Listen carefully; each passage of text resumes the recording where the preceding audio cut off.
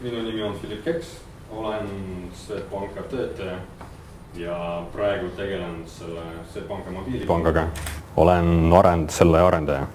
Räägin teile natuke oma kogemusest, kuidas siis mobiilrakendust kirjutada mitmele platvormile nagu samal ajal. Alustan natuke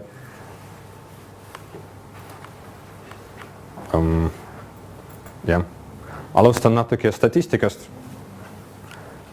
See on nagu desktop opsüsteemide kasutamine Eestis praegu. Et on näha, et nagu enamus on nagu kõik sinine. Sinine on Microsoft Windows. Ja praegu see seis on veel parem kui vanasti olnud. Vanasti see punane joon veel oligi siin nagu lähem. On väga hea, et see praegu liigus siia poole. Et see pilt tähendab, et tihti arendaja ei mõtle selle peale, et peaks nagu mingi rakendusele mitmele nagu platvormile üldse nagu kirjutada. Et eriti kui mingi väike firma, kus on budžet on väike, siis lihtsalt kirjutame ainult Windowsile ja kõik. Ja see tegelikult 90% juhtidest nagu toimub väga hästi. Aga kui me vaatame mobiilplatvormide pilt on hoopis teistsugune. Et siin ei ole niisugust nagu domineeriva opsüsteemi. Siis on kohe, isegi kui sa tahad mingi väga odava mingi appi kirjutada, siis peaks nagu mõtlema, kuidas seda nagu mitmele platvormile nagu kohe teha.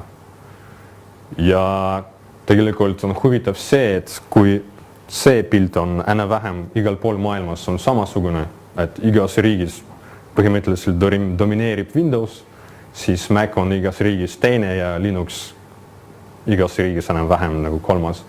Ja siis siin on nagu kõik igas riigis on erinevat moodi. Siis nagu maailmas on tegelikult kõige populaarsem praegu Symbian, siis Euroopas on kõige populaarsem iOS, iPhone ja Eestis on kõige populaarsem Android, siis on kogu aeg on vaja mõelda, mis on teie market nagu, mis on teie kasutajad, kus nad elavad. Ja näiteks Leedus olemas veel BlackBerry, mida Eestis üldse ei ole ja siis kui äkki Läti jaoks kirjutada rakendus, siis peaks selle kohta ka mõtlema. Jah. Vapipõhiseid asju sana platvormina üldse ei näe? Vap, see on nagu veeb, jah. Ma rohkem mõtlen nagu rakendus, mis jookseb nagu mobiili sees. No, tegelikult nii ja naa. Et nagu praegu siin on nagu erinevad platvormid.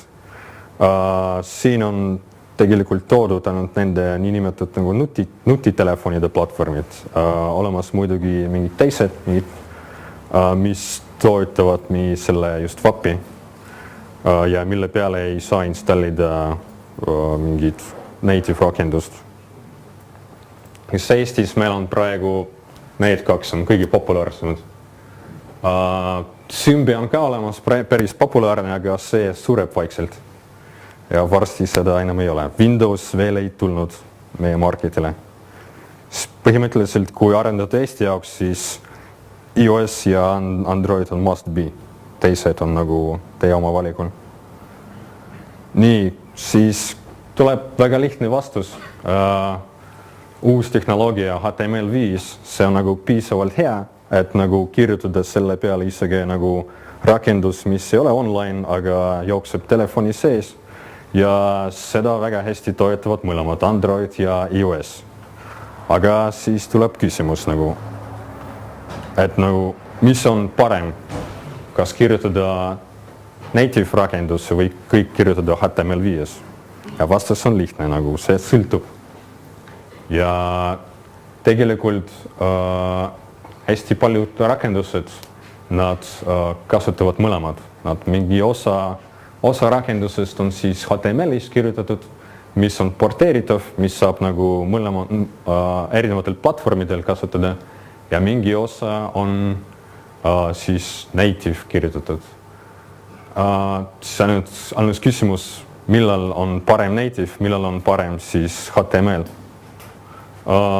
Ja tegelikult see sõltub sellest nagu, jah, mis teie rakendus teeb, et näiteks native toob parem selle fiili, et kui kasutaja võtab API, siis mis on just kirjutatud selle telefoni jaoks, see on muidugi kõigi nagu parem tunne, sellepärast see on nagu just on optimeeritud, see on nagu kiiresti töötab, kõik animatsioonid on väga nagu kiired ja ilusad ja see kõik interface, kõik nupud ja kõik näevad välja täpselt samamoodi nagu telefonis kuskilt nagu mujal nagu teistes rakenduses. Ja see teeb nagu selle hea tunne kasutaja jaoks. Aga tuleb probleem, et igas telefonis nad on erinevad ja siis on vaja nad eraldi kirjutada, mis on kallis. Tegelikult hästi paljud populaarsed programmid on nagu, see on segu mõlematest. Nagu Facebook näiteks, kes kasutab Facebooki äppi? Android või iOS? Natuke, okei. Facebook, see on nagu, kui te vaadate selle news lehe, seal on see HTML tegelikult, mis tuleb serverist ja ülejäänud kontrollid on just telefonile kirjutatud. See on pilt rakendusest, mille nimi on Instagram. See on väga lahe fotorakendus, mis ma ise kasutan. Kes veel kasutab? Okei, üks inimene. Anton, sina kasutad ka? Või kasutad? Okei. Hipstamatic, keegi teab? Okei. Ühesõnaga, siin sees on nende mingid populaarpildid, mis tulid kuskilt serverist ja see on tegelikult HTML5. Ülejäänud kontrollid siis üleval see navigation bar ja siin mingi tab bar, need on native'id. Ja see töötab päris hästi, sellepärast, et siin keskel ei ole mingid nagu asja, mis näeksid välja nagu veebisaiti moodi. Siis jääb see tunne, et rakendus just selle telefonile on kirjutatud. Ja nagu ja samal ajal nagu see HTML lubab selle reusida teistes rakendustes. Nii, kuidas siis neid integreerida oma vahel? Native'i ja veebi. Android ja iOS, nad pakuvad erinevad lahendust natuke. Kõik toimub läbi JavaScripti. Et näiteks iOS lubab kutsuda JavaScripti funktsioone native koodist. See on nagu meetod, see on niisugune objekt mõlemas opsüsteemis olemas nagu WebView. See WebView on just, mis on siin nagu keskel, mis näitab lihtsalt mingi HTML-i. Ja kui sa objekti WebViewst kutsud iOS-is string by violating JavaScript from string, niisugune pika meetodi nimi, siis ta tegelikult käivitab JavaScripti funktsiooni ja tagastab native rakendusele vastust stringi kujul. Ja Androidis toimub see asi vastupidi, et sa pead WebView'le anda selle native interface'i meetodiga add JavaScript interface ja siis JavaScriptis kutsuda selle interface'i meetodid.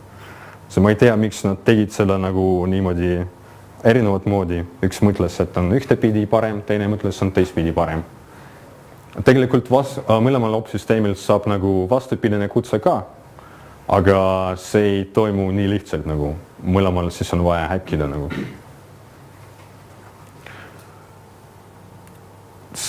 Olemas mõned toolid, mis selle nagu erinevuse ja nagu natuke lihtsustavad. Tegelikult need on Titanium ja PhoneGap. Need on nagu mingid frameworkid. Nad on frameworkid, mis juba enkapsuleerivad enda sees need JavaScript native kutsed. Et developeri jaoks see on lihtsalt nagu tavaline rakendus, mis ta võib nagu ükskord kirjutada ja nagu kasutada siis mõlemas platvormis. iOS ja Android. Ja jQuery mobiilist ka räägin pärast natuke. See on JavaScript framework, mis ka lihtsustab palju selle integrationi oma vahel. Nii, mis asi on Titanium? Täisnimi on Accelerator Titanium Cross Compiler, mis on tegelikult natuke misleading nimi, sellepärast see ei ole üldse nagu Cross Compiler. Nad selle nimi mõtlesid välja ainult selle marketingu pärast, et kui hakkasid seda kohe kasutama ja osta. Nad vist, neil on niisugune license, et seda võib tasuta ka kasutada, aga mõnel juhtudel peaks osta ka. Ja see ei ole cross compiler, sellepärast, et JavaScripti, mis kirjutab progeja, see täidab siiski tavaline see Safari näiteks iOS-is, see on tavaline browser, mis nagu täidab selle JavaScriptis, see ei ole kompileeritud kood, see nagu deployitakse koos rakendusega telefoni ja siis täidetakse seal. See on JavaScripti HTML5 põhine ja selle frameworki eelis, et see tegelikult näitab telefoni ekraani peal tema native kontrollid. Pärast järgmisel slaidil näitan praegu. Näiteks niisugune kood, ma ei tea, kas on väga nähtav. On hästi nähtav. See on tavaline nagu HTML. Siin mingid divid. See kõik moodustab mingi lähe telefoni ekraani peal. Ja mis tähtis, see on mingi 2 butonid, mis on tegelikult JavaScripti objektid ja nad tehtud mingi Titaniumi enda oma appi abil. Ja see appi tegelikult, mis see teeb enda sees, see tegelikult tekitab, see on JavaScript to native tegelikult see kutse, et siin kutsutakse sees native telefoni kood, mis tekib ekraani peal selle nupu, mis on juba telefoni oma nupp, ei ole mingi HTML, mis näeb välja nagu see oleks native nupp. Ja lõpus näeb välja see umbes niimoodi, et nagu Androidis ja iPhone'is tekivad ekraani peal nagu enda oma nuppud, siis kasutaja jaoks on päris cool. Näiteks siin näitan, Wunderlist, niisugune rakendus, mis puhtalt ehitatud Titaniumi peal. Keegi Wunderlisti kasutab? Natuke isegi rohkem kui Facebooki. Wunderlist on täielikult ehitatud Titaniumi peal ja Titaniumi ka positiivne külg see, et ta ei ole ainult mobiilne platvorm, et tegelikult sama kood kompileeritakse ka Windowsi ja Maci ja Linuxi jaoks ja nende telefoniplatvormide jaoks, sellepärast, et kõik need opsüsteemid toetavad HTML5, siis Titanium lihtsalt nad kirjutasid mingi selle plugina oma frameworki jaoks, mis juba nagu ehitab need native kontrollid ekraani peal. Ma kasutan ka mõnikord ise selle Wunderlisti ja ma võin öelda, et ei ole üldse tunnet, et tegemist mingi HTML-iga, JavaScriptidega, see päris niisugune mõnus tunne. Ainus asi, ma ei tea, kas on Titaniumi puudus või Wunderlisti puudus. iPhone'i jaoks rakendus mahub 8 mega, mis minu meelest lihtsalt mingi to-do appi jaoks liiga palju. Et teete, kui palju Linuxi app Wunderlist mahub? 85 mega. To-do app 85 mega. No ma ei tea. Ja siis Titaniumi halvad küljed. Siis võrreldes, kui arendaja hakkab nagu arendama mingit rakendusse native koodi kirjutamas, võrreldes sellega, tal on nagu alati olemas päris suur arendajate community, kus saab nagu mingid foorumid, kus saab mingid probleemi lahendada, mingeid küsimusi küsida, otsida infot. Titaniumi pärast seda nii palju ei ole, community on palju väiksem, aga see on ka olemas. Siis mõned, kui tekivad mingid probleemid, seda nagu on nagu raskem lahendada lõpus. Siis nagu, et arendada Titaniumi jaoks, arendaja peab õppima selle Titaniumi API, mis on tema oma ja et nagu kui sa õpid Titaniumis, see nagu ei aita sulle, kui nagu äkki see Titaniumi framework kunagi kaob ära. Et mina hea meelega parem õpiks nagu iOS-i nagu Objective-C ja siis Androidi oma Java API. Siis Titaniumi, siis sinu aplikatsiooni nagu feature'd on restrictitud Titanium API poolt, kui näiteks Apple lisab oma iPhone'i juurde mingi uue feature, tuleb mingi välja iOS 5 või iOS 6 või mis iganes, aga Titaniumi arendajad ei jõua oma API sisse seda nii kiiresti lisada, siis sa lihtsalt nagu istud ja ei saa seda kasutada. See peaks olema natuke aeglasem kui native code, sellepärast et see on siiski sees, jookseb JavaScript.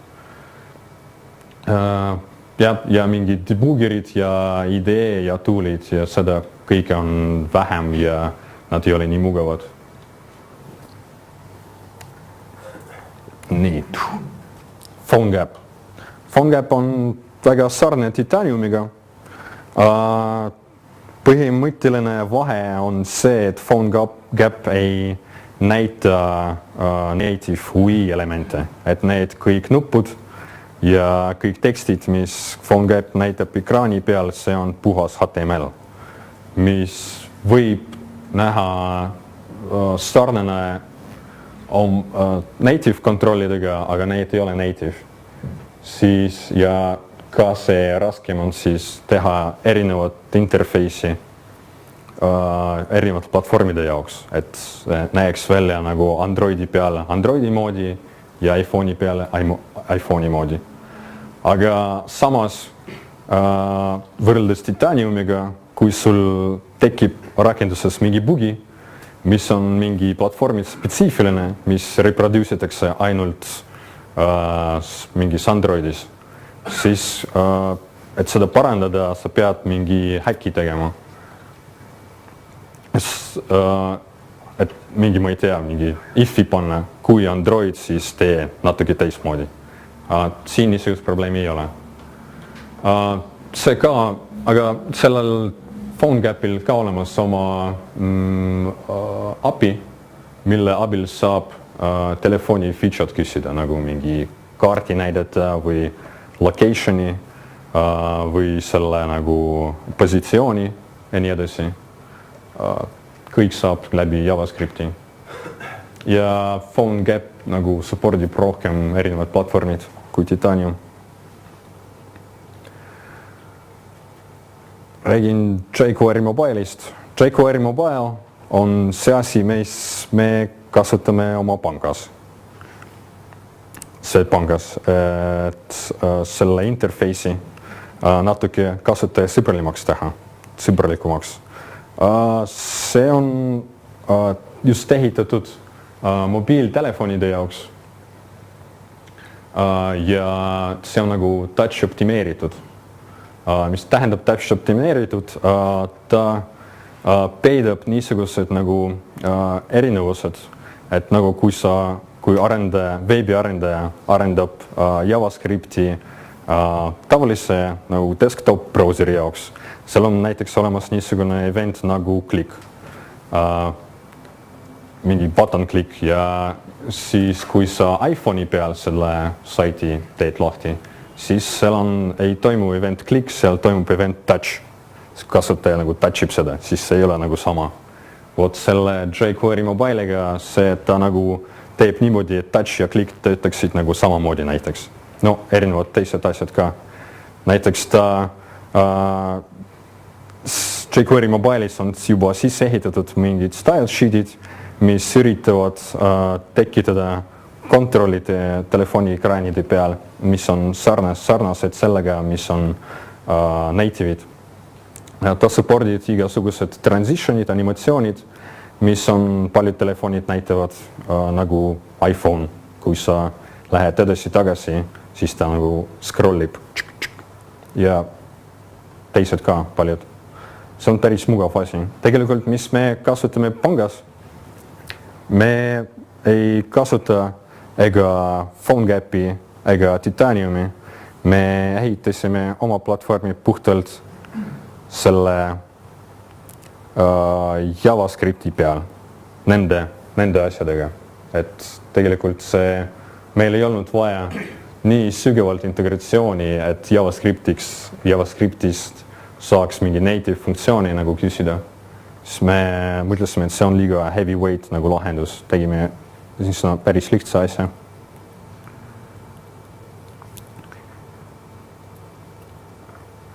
Nii.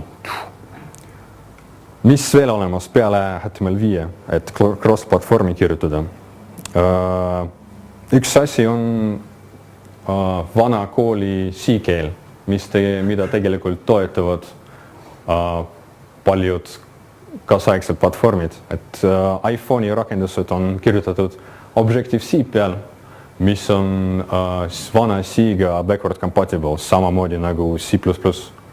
Siis see jah. Androidis olemas niisugune asi nagu Android NDK, mis vist tähendab Android Native Development Kit, mis on ka tegelikult, seal on põhimõtteliselt olemas täpselt samad API, mis olemas Javas Androidi jaoks, aga seda koodi saab kirjutada puhtas siis C++ keeles. Siis nagu see ka toetab C keele. Ja C keeles saab ka Symbiani jaoks kirjutada. Nagu ma tean, Skype'i tuum on ka kirjutatud lihtsalt C keeles. Kas siin on keegi Skype'ist? On? Okei, väga hea. Siis ma võin valetada. Siis Skype'i tuum on kirjutatud C keeles just see osa, mis nagu mingi selle video enkodeerib ja saadab edasi. Ja ainult siis nagu kasutajaliides see on kirjutatud juba natiivses nagu keeles rakenduse jaoks igas platvormis eraldi. Ja siis siis niisuguses nagu juhus seda päris mugav kasutada. Paljud, nagu ma tean, mängud, see mobiiltelefoni mängud ka kasutavad lihtsalt C, siis sellepärast, et seal mängu sees ei ole vaja neid native kontrollid väga näidata, siis niikuinii ka mäng teeb oma kontrollid, mingi nupud, et see oleks nagu ilusam. Siis saab ka nagu C keeles kirjutada. Nii shader skriptid. Shader skriptid on need kood, mida täidab see graafika ristvara telefoni sees. Siis keegi kunagi kirjutas mingi mängu, 3D mängu, kus kasutatakse 3D või 2D acceleration. Keegi kirjutanud. Okei, ühesõnaga. Pallide liigutamist on kirjutatud küll, jah. Okei. Aga kes teab, mis on shader skriptid? Okei. Ühesõnaga, see on mingi standard, mis oli nagu kunagi välja mõeldud, et just osa sellest graafikast, nagu graafika renderist nagu toimub just selle protsessori abil, mis on tegelikult selle graafikakaardi peal, mitte nagu põhiprotsessori abil, mis on nagu CPU arvuti sees. Ja siis nende protsessorite jaoks just oma mingi kompilaator ehitatud ja skriptid. Ja nagu ma tean, nad on nagu standardiseeritud, et see on nagu enne vähem üks ja sama keel kõikides platvormides. Ja seda võib kasutada mängude jaoks, aga mitte ainult. Näiteks see sama Instagram aplikatsioon, millest ma räägisin alguses, see nagu, kui see idee on niisugune, et kui te ei kasutanud seda, et see teeb pilti ja ta teeb mingi graafilised efektid pildi jaoks. Näiteks ta teeb paneb seda välja nägema, nagu see oleks mingi vana pilt. Ja kõik need efektid ta lisab just selle akselereeritud graafika ristvara abil. Et kõik need efektid on kirjutatud shader skriptidest, mis tähendab, et see on cross-platform. Et ei pea iga platvormi jaoks need efektid eraldi implementida. Need skriptid on OpenGL-i osa. Mis asja? Nad on OpenGL-i osa kuidagi. Põhimõtteliselt jaa, aga mitte ainult OpenGL-i, näiteks see DirectX, mis on Microsofti oma, ta toetab samad skriptid. Et saab ükskord kirjutada ja OpenGL-i jaoks ja DirectX jaoks. No, põhimõtteliselt mobiiltelefonid vist toetavad ainult OpenGL-it. Ma ei tea Windows Mobile'i kohta, kas ta kasutab oma DirectX-i sealt 3D API jaoks või mitte. Kõik teised kasutavad OpenGL-i siiski. Ja niimoodi. Veel ma leidsin päris huvitava projekti, kui googlesin selle teema kohta. Et selle nimi on XML-VM ja selle mõte on niisugune, et ta konverteerib erinevad bytekoodid, erinevate keelte bytekoodid teiste keelte bytekoodidesse. Et näiteks sa võid kirjutada programmi Java koodis, kompileerida seda Java kompilaatoriga, siis sellel projektil olemas mingi oma konverter, mis konverteerib seda mingi oma XML-i formaadi ja sellest XML-i formaadist ta võib juba konverteerida nagu teiste keelde bytekoodi, näiteks Objective-C bytekoodi või .NET bytekoodi. See on sel projekti lähel oli kirjutatud, et see bytekoodi just konverteerib just bytekoodi, sellepärast et bytekoodi konverteerimine on palju lihtsam. Et seal on nagu, kui keeled on tegelikult oma vahel on palju erinevad, sest bytekoodid tegelikult ei erine nii palju. Ja sellepärast see on võimalik. Ma ei tea, kui hästi ta seda teeb. Seal on nagu selle veebi lähel oli mingid näided, et mingid rakendused, mis on kirjutatud selle abil. Et näiteks oli mingi Java kood, mis oli konverteeritud JavaScripti ja veebi lähe peal lihtsalt nagu käivitatud. Ja aga ma ei tea, kui hästi nagu lõpus see töötab. See vist ei ole väga populaarne. Neid projekte, mis oli näiteks seal kirjutatud, oli päris vähe, aga äkki kunagi see nagu kasvab ja siis ei ole üldse probleemi, siis kirjutad omas keeles, mis sulle meeldib ja käivitad igal pool. Nii, jah, exciting idea. Tundub nagu see on veel eksperimentaalne.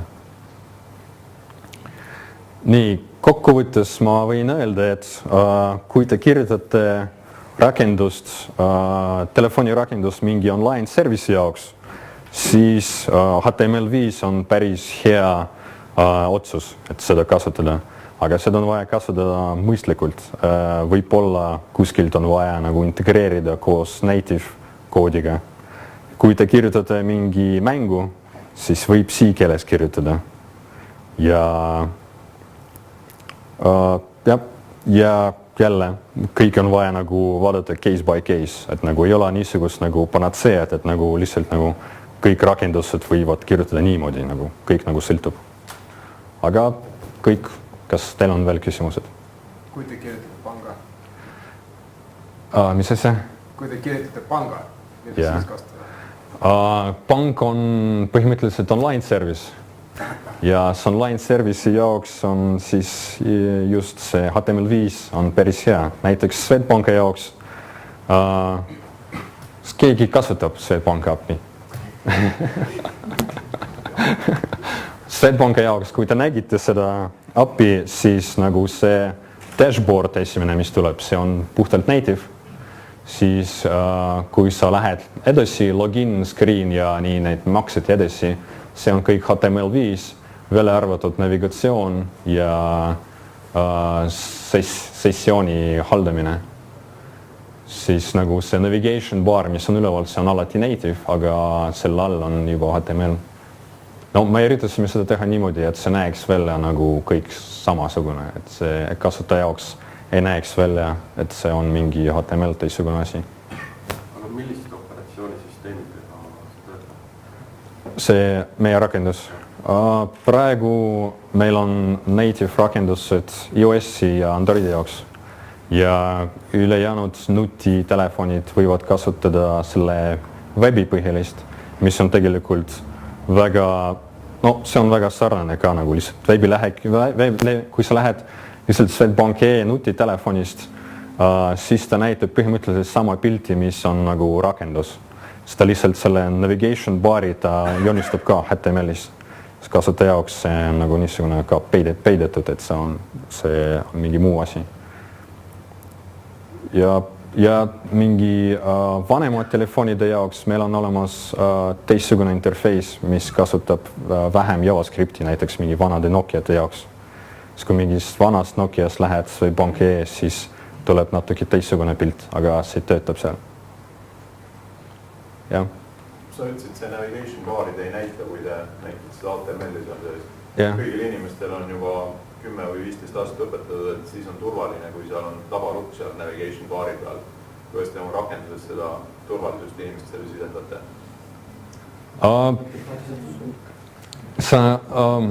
Idee on, et see lihtsalt lukk seal paistaks. Tegelikult meil ka oli niisugune mõte, et nagu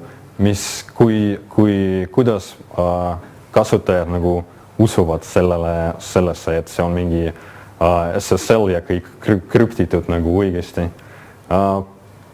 Siis me mõtlesime, et lihtsalt nad usuvad meid, et nad App Store'ist panid õige rakendusse, mis on meie poolt sainitud, siis nad peavad meile uskuma. Ma tean, et see on teie poolt sainitud. Mis takistab minul täna panemast, tõenäoliselt iPhone'i App Store on keerulisem, aga kuskil Androidi rakendust, mis on ma ei tea, mitte Swedbank, vaid Swedbank ja X lõpus või keskel või mõni tühik kuskil seal vahel ja Signed by Swedbank alakriips developers või midagi niisugust. No, see on samamoodi, kui sa lähed veebilehele Swedbank.ee või Swedbank alakriips nagu teine Swedbank.ee nagu.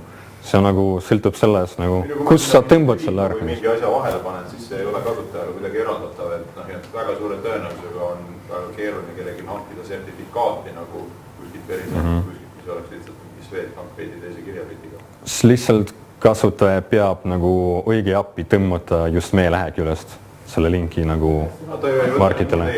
Ta läheb ju sinna App Store või mis iganes marketisse parasjagu ja leiab, et seal on kuskil sõna Swedbank. Siis ma arvan Androidis see võib olla. iOS-is on teistmoodi, sellepärast et Apple väga rangelt kontrollib, et me oleme just Swedbank ja et see ole mingi teine firma, mis Swedbank all üritab mingit appi teha just niisuguste juhtide jaoks. Androidis see teoreetiliselt võimalik, ma arvan, et kasutaja tõmbab mingi teise aplikatsiooni, sellepärast et Androidis siis ametlikult isegi saab appi saada läbi emaili, et mingi sõber sulle saadab mingi appi, mis näeb välja nagu Swedbank app, aga tegelikult läheb kuhugi teiste nagu mingi veebilehele. Jah, see on võimalik. Kas täna üldse nendes rakendustes midagi rohkemat teha ei saa kui veebilehed? Mis sa mõtled, Roho? See samane funktsionaalsus on teil saadaval selle nii-öelda mobiili kaudu või veebilehe kaudu. Rakendused 2 tükki, kas seal saab midagi rohkem teha? Saab küll. Seal on mobiilimakse näiteks, mis veebilehel ei ole. Seal on saldo mobiilis. No seal on nagu praegu 2 ikooni rohkem dashboardis kui nagu veebilehel. Mobiilimakse on pooled ei jäägi. Kas keegi kasutab mobiilimakseid? Jälle rohkem kui Facebooki vähemalt. Mobiilimakse on niisugune lahe asi, mis millegipärast ei ole väga populaarne, et sa saad teha väga kiiresti maksed mingi teisele telefoninumbrile, et sul on nagu sõber, kelle telefoninumber on seotud tema kontonumbriga ja mul on samamoodi, siis lihtsalt nagu vajutades paar nuppu, ma võin talle mingi õlle eest mingi paar eurot kannata. ja see töötab nagu kohe võrreldes taoliste maksedega, mis võib võtta mõned nagu minutid või kui läheb teise panka, võib olla isegi päev võtta, siis mobiilmakse nagu töötab kohe, isegi kui see läheb teise panka ja see on tasuta. Selline küsimus. Kuidas on sul endal isiklik suhtumine nendesse igasugune iOS-i näiteks edevamatesse appidesse nagu Notification ja mingid sellised asjad, kas nendega tasub üldse mõelda või? Sa mõtled, kui kasutada opsüsteemi omad notifikatsioonid, neid asjad, kas tasub? No, näiteks iOS-i puhul on mingi Apple'i poolt pakutav teavitusteenus, mis jõuab sinu aplikatsioonile kohale. Kas sellised asju? Ei, ma arvan küll, et nagu neid opsüsteemi notificationid on asjad, mida tasub kasutada oma rakenduses. Või sa siin mõelnud selle? Ma pärast küsin privaatselt. Okei. Mis HTML5 võimalusi te kasutasite võrreldes siis nagu HTML4-ga, et mis on juurde tulnud seal, mis teile olulised olid? Me kasutasime HTML5 feature'd läbi selle jQuery mobile'i framework'i. Sest nagu täpselt ma praegu ei saa öelda, mis ta nagu native HTML5 nagu asjad seal kutsub välja. Aga see on mingid animatsioonid siis nagu ja mingi graafilised asjad. See on pikem CSS3. Ja, seda ka. Kui palju rahvast Eestis kasutab teie rakendust? Rahvast Eestis? Vist mingi viimase statistika järgi oli umbes 10 000 või midagi sellist. Okay. See on mõlemad Android ja iOS. Kuidas see jaotub Androidi ja iPhone'iga?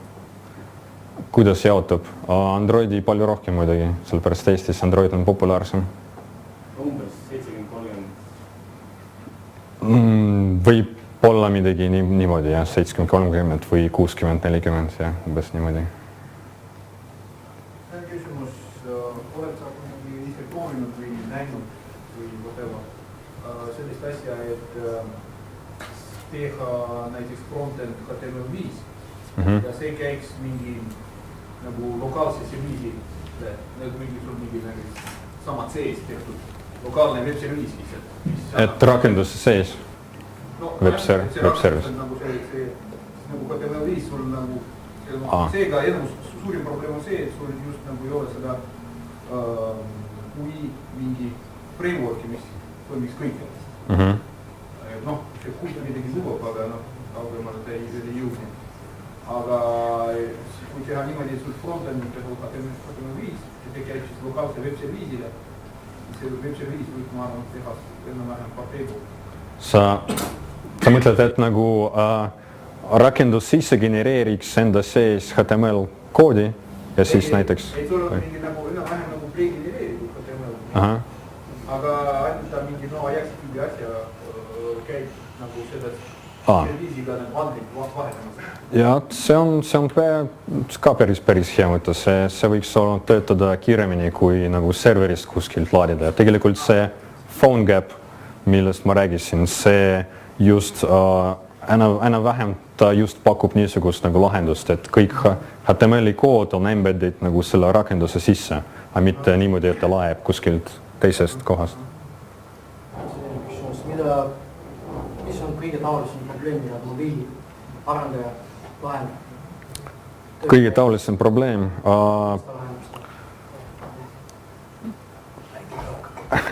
Telefonide erinevus, et näiteks kui Android, sul on käes 2 Androidi, mis on erinevate firmade poolt telefonid tehtud, siis ei tähenda, et nad käituvad samamoodi.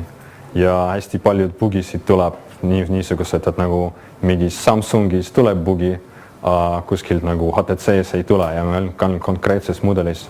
Ja iPhone'iga sama asja, et nagu mingi 4-4-s ei ole bugi, 4G-s juba tuleb bugi. Mis tüüpi bugid need on? Mingi renderdamise bugid või? Igasugused, mingi teistmoodi nagu appi natuke muutunud ja midagi, mingi nuppe ilmu, niimoodi. If on selline platvorm, siis... Selle IFi nagu hea arendaja üritab vältida, aga mõnikord juhtub, et on vaja seda ka teha. Muidu kui on platvormi bugi, siis ei saa seda parandada. Ise ei saa seda parandada. Kuidas te testite? Teil on kõik maailma telefonid olemas, kõik versioonid? No, laua peal mingi olemas vähemalt 10 Androidi ja paar iPhone'i. Et nendes proovime. Aga mingi, ma ei tea, emulaator või midagi? Emulaatoris ta ei tööta nii hästi, et eriti Androidi oma, sellepärast Androidi emulaator ta nagu töötab selle puhta Androidiga, aga iga firma üritab selle open source Androidi nii palju muuta, et seal oleks omasugused omapärased bugid. Selle küsimus, milline sinu arvates on umbes overhead, kui teha ühele platvormile, näiteks Make'i Android ja teha mingi cross-platvorm, et umbes palju see nagu effort nagu edeneb? Cross-platvorm ja tavaline ühe platvormile. Ma ei oska praegu öelda, ma arvan, see on võib-olla mitte 2 korda rohkem. Ma arvan, koos testimistega, näiteks võrreldes teha... Testida sama ainult ühe platvormi. Enamasti ühe platvormi peal. Ütleme nii, selline variant, et sa teed mingi cross-platvorm, mingi nagu, see on nagu varus. Äkki sul läheb? Niimoodi teha, et teha ainult ühe platvormi jaoks, aga samal ajal mõelda äkki kunagi tuleb ka teise platvormi jaoks.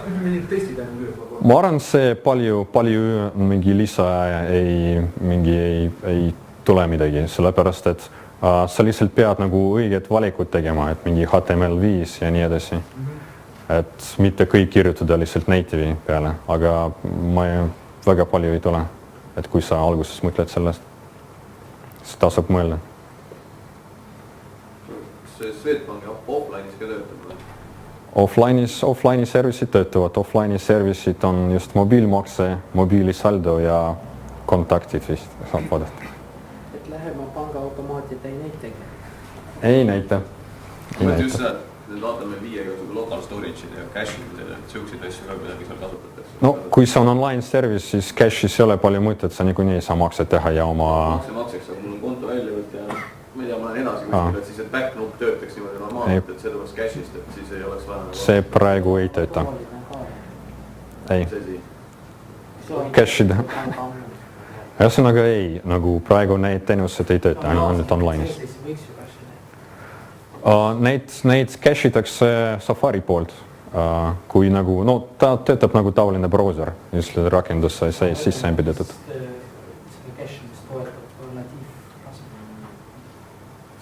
No see on ka võimalik, jah. Võtame viimase küsimuse. Ma küsiks kontaktivaba makse kohta, et kuluaarides räägitakse, et Swedil tulevad varsti Eestis ka kontaktivaba maksekaardid välja. Et kas te perspektiivina mõtlete, kui vaikselt NFC peale mobiilides ka? Oota, mis asja tuleb? Nagu on see Paywave ja niisugused maksekaardideks kontaktivabalt. Et kas mobiiliarendusdivisionis mõtlete NFC peale ka juba? Meil olemas tiim, kes nagu mõtleb välja igasugused nagu huvitavad featured meie rakenduse jaoks. Kõikides ma praegu ei saa rääkida. See on saladus. Juba mõtled ikkagi liivad siin? Jah, ma arvan küll. Väga hea, aga siis meil on nüüd tulemas kohvipaus, aga enne